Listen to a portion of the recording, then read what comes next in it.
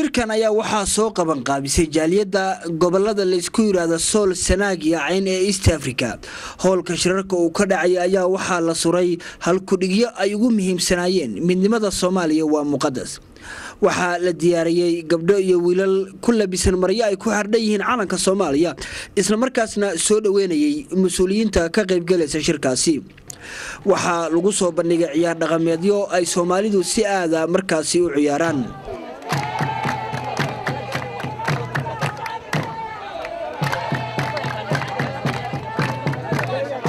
inta kadib waxaa furmay shirka waxaana halkaasi ka bilaabatay khudbado ay soo jeedinayaan mas'uuliyiinta isugu jiray odayaasha dhaqanka iyo siyaasiyiinta ka soo jeeda gobolada Sool Sanaag iyo Cayn.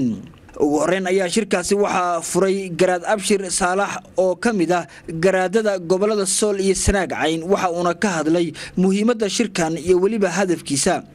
garaadka ayaa sheegay in shirkan uu yahay mid aan cidna lagu carqaladeynin isagoo arrimahaasi ka hadlayna waxa uu yiri marka ilaahay waxaan ka rajaynayaa inaynu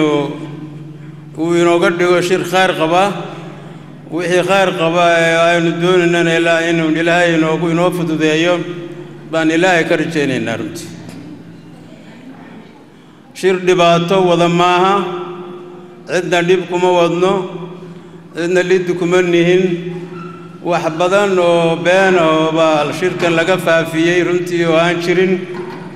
qolaal meel hebla lagu duminayay qolaal lagu xumaynayay kan iyo futud waxaasa yaa suuqa galay oo lagu maartay jira ciidan ku xumaynayna ma ujeedo gaar kale ma jirto runtii gudoomiyaha jaaliyada SSC Sool Sanaag iyo Cayn ee East Africa Jibriil Ow Cali ayaa iftiimiyay in jaaliyadu ay fidisay gogasha shirkan isla markaasna ay gacan weyn ku leedahay waa maalintii aan ugu talagalay inuu firmo shirweynaha beesha SSC waan gogosha ay dhigaan jaaliyada SSC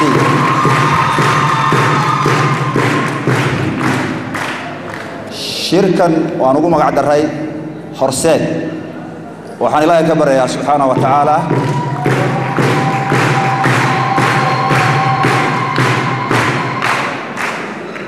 inuu khayr inoo horseedo inuu wadajir inoo horseedo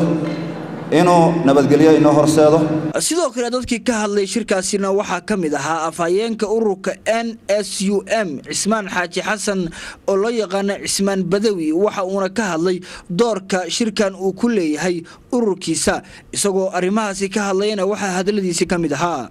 maanta oo shirkan aynu joogno sidii bishii May waxaad kala waa inaan dhiganaa waxaadkaasi wuxuu yahay inaynu ku guuleysano waxa shirkan ka soo baxaya annagu haddaan nahay NSUM oo u taagan ururka waqooyiga Soomaaliya ee u taagan midnimada Soomaaliya dadba NSUM aan si fiican u fahmin inta uu bay u taagan tahay marka waxa uu daliila inaanu babarka ka jirno halkan laga wado halkan waxaa aragtaan wafdi ballaaran oo ka socda ururka NSUM in kalena jidkay ku soo jirtaa insha Allah sidoo kale siyaasiyada kulankaasi ka hadashay waxa kamid ahaa Maxamed Cabdi Xaashi oo kamid ahaa madaxweynayaashii soo maray dawlad goboleedka Puntland Maxamed Cabdi Xaashi oo kulankaasi ka hadlayna waxa hadaladiisa kamid ahaa shirkanaga imika go'aan weyn baa ka soo baxay garaadkeedu baahantay muraadadii kala hayn iyo waxaynu doonaynaa inaynu qabsano iyo guddoomiyadu ka soo jeediyay waxaan leeyahay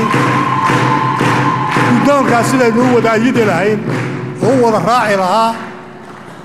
suna barbartaagi lahayn una rumayn lahayn yaa xil ina wada saarana aniguna waxaan leeyahay xilkaa ka soo baxdo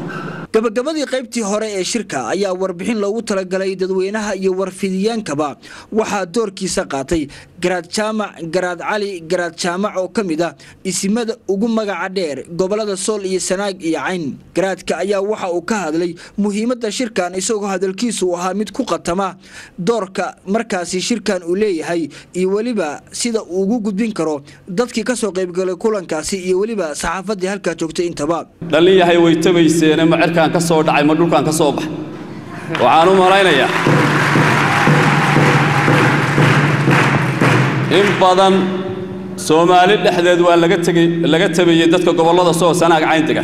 marka waxaan leenahay we are back waanu soo noqonnay hawshii nabdeed hawshii isu keenid hawshii raadin Soomaali weyn halkii aanu kaga jiray baanu ka galeynaa insha Allah ta'ala